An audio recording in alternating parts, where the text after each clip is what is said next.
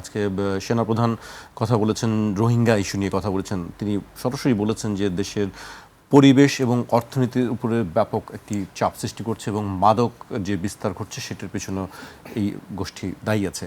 এবং আমরা দেখেছি যে গতকালকেই দেখেছি সংবাদ মাধ্যমে বিভিন্ন জায়গায় বিজিবি থেকেও কিছু ভিডিও। আরাকান আর্মির হাতে বন্দী ছিলেন ২৪ জন জেলে, তাদেরকে বিজিবি উদ্ধার করে এনেছে এবং তাদের যে বক্তব্য আমরা শুনেছি সেটি খুব ভালো কোনো বক্তব্য নয়। আপনার কাছে কি মনে হয় আসলে এই যে সংকটটা আসলে কিভাবে সমাধান করা যায়? খুব সংক্ষেপে, যদিও অনেক বড় একটি ইস্যু। না, বড় ইস্যু, এটা নিয়ে অনেক আলোচনা হচ্ছে। এটা আমাদের একটা জাতীয় সংকট, সেটা আমরা জানি। সেনাপ্রধান যেটা বলেছেন সেটাও অমূলক নয়। এদের মাধ্যমে অপরাধ প্রবণতা, মাদক, নানান বিষয়ে আমরা ঝুঁকির মধ্যে আছি, এটা সবই আমরা জানি। এদের ফেরত পাঠাতে হবে, আঞ্চলিক এবং আন্তর্জাতিক নানান রকমের সহায়তা লাগবে। ইতিমধ্যে মিয়ানমার ৩,০৯,০০০-কে তাদের নাগরিক বলে তারা স্বীকারও করেছে। বাকিরা কেন না, বাকিরা নয়, যাই হোক, এতদিন তো পুরাই অস্বীকার করছিল, এটা স্বীকার করতে বাধ্য হয়েছে। আমার ধারণা ভবিষ্যতে বাংলাদেশ যদি সঠিক পররাষ্ট্র নীতি অনুসরণ করে আন্তর্জাতিক বন্ধুদের মাধ্যমে এইটা প্রেশার অব্যাহত রাখে, আলোচনা অব্যাহত রাখে, তারা ওইটাও করবে।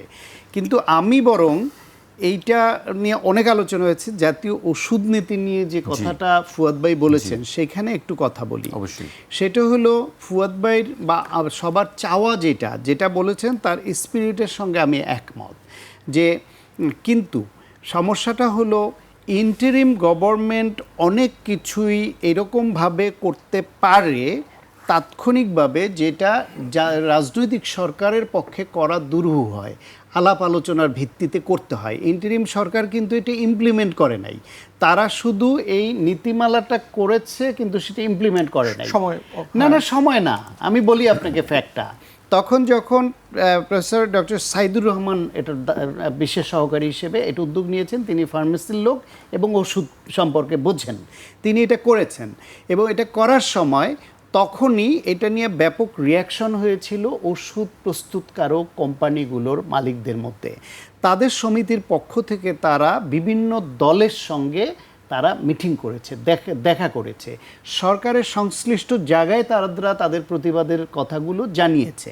তখন এই রাজনৈতিক দলগুলো, শুধু বিএনপি না, অন্য দলের সঙ্গে দেখা করেছে, আপনাদের সঙ্গে করেছে কিনা জানি না, আমি ব্যক্তিগতভাবে জানি। তখন তাদেরকে ওই সরকার তখন ওইটা স্থগিত রাখে ইমপ্লিমেন্ট করা উনি আর এগুতে পারেন নাই, কারণ এটা একটা রিয়াকশন, নেগেটিভ রিয়াকশন খুব ব্যাপকভাবে তৈরি হচ্ছিল, ফলে সরকার ওইদিকে আর এগোয়নি। তারা এরকম একটা সিদ্ধান্ত নিয়ে রেখে দিয়েছে। রাজনৈতিক সরকারের প্রতিশ্রুতি বা সিদ্ধান্ত ছিল যার তারা নির্বাচিত হলে তারা এটা বিবেচনা করে দেখবে, উভয় পক্ষের কথা শুনবে। ওষুধ মালিক সমিতির ওদের বক্তব্য ছিল তাদের সঙ্গে কোনো রকম আলোচনা করেনি সরকার, তাদের সঙ্গে বসেনি, তাদের বক্তব্যটাও জানা দরকার ছিল। পাশাপাশি আবার ওই যে জাতীয় ওষুধ নীতি পরিষদ যেটা থাকে, উপদেষ্টা পরিষদ, সেই পরিষদই ছিল না, গঠন করতে পারতো, তাদের ওইটা আইনগত একটা ব্যত্যয় ঘটেছে। মূল জিনিসটা হইল গিয়া রাষ্ট্রে অস্থিরতা তৈরি করলেই তো শুধু হয় না। আজকে ধরেন আপনি আমার যে অটো রিক্সা বা এই যে ব্যাটারি চালিত রিক্সা অবৈধভাবে হচ্ছে না, এইটা নিয়ে ইন্টারিম সরকার বাতিল করার একটা সিদ্ধান্ত নিয়ে একটা বিপাকে পড়লো, তারা আন্দোলন করলো, তারপর আবার দাদারসে ছেড়ে দিল, সংখ্যা বাড়তেছে, এই সরকারও বিপাকে আছে। এখন হুট করে যদি আজকে নিষিদ্ধ, এটা অবৈধ বলে এদের বাদ দিয়ে দেয়, আপনি আন্দোলন, অ্যানার্কি, নানান রকম সমস্যা পারবেন। তাদের উপার্জন কিভাবে হবে, তাদেরকে আপনি কিভাবে সন্তুষ্ট করে ভিন্ন পেশায় নিতে পারেন, কিভাবে বৈধভাবে আনতে পারেন, আলোচনার বিষয় থাকে। ফলে এই সরকার বা এখানে এই সরকার না এসে অন্য রাজনৈতিক সরকার আসলো, এটাই করতে হতো যে যেহেতু এটা নিয়ে একটা অভিযোগ ছিল, ত্রুটিপূর্ণ ছিল, সেটাকে স্থগিত রেখে বা বাতিল করে নতুন, এটা আপাতত বলছে আপাতত বাতিল, এরপরে আলোচনার সাপেক্ষে সব স্টেক হোল্ডারদের কথা শুনে নতুন একটা নীতিমালা করতে হবে যেটা জনগণের পক্ষে যায়। এবং ২০০৪ সালের সেটা তো এখন চলতেই পারে না, 1994 সালে সেটা তো চলতেই পারে না। ফুয়াদ ভাই যে কথাগুলো বলেছেন এগুলো সবগুলোতে আমি একমত, কিন্তু যে প্রক্রিয়াগতভাবে স্টেক হোল্ডারদের সঙ্গে আলোচনার ভিত্তিতে সব পক্ষ লক্ষ্যকে নিয়েই এগোতে হয়। আপনি শুধু যে সব ওষুধ কোম্পানিকে খেপিয়ে তুলে তো আপনি এটা ইমপ্লিমেন্ট করে আপনি নতুন একটা সংকট তৈরি করেন না। তাদের বক্তব্য হচ্ছে আলোচনা করেনি, তাদের মতামত নেয়নি, তখন সংবাদ মাধ্যমে এটা প্রচুর এসেছে এবং সংবাদ মাধ্যমের যারা হেলথ বিট করেন গুরুত্বপূর্ণ ব্যক্তি যারা এটার সঙ্গে ছিলেন তারা বলেছেন যে এরকমও বলেছেন আমাকে, দেখেন বিএনপি মহাসচিবের সঙ্গে ওনারা দেখা করলেন এবং মহাসচিব একটা বিবৃতি দিয়ে দিলেন যে এটা আলোচনা না করে ঠিক হয়নি করা, ফলে সমালোচনা ছিল। এখন আমি মনে করি গুম কমিশন নিয়ে একটু আগে বলছিলাম, ওইটা নিয়ে সমালোচনা ছিল, বাতিল করেছে বলে যাচাই বাছাই করে করেছে। এই ওষুধ নীতি এবং অত্যাবশ্যকীয় ওষুধের যে মূল্য নির্ধারণ, এইটাও সরকারকে এই ওষুধ উৎপাদনকারী এদের সঙ্গে আলোচনায় করে তাদেরকে বুঝিয়ে যৌক্তিক পর্যায়ে এনে জনগণের পক্ষে সবাইকে দাঁড়াতে হবে। শান্ত ভাই, আমি শেষ করব, আমি ব্যারিস্টার আসাদুজ্জামান ফুয়াদকে দিয়ে শেষ করতে চাই।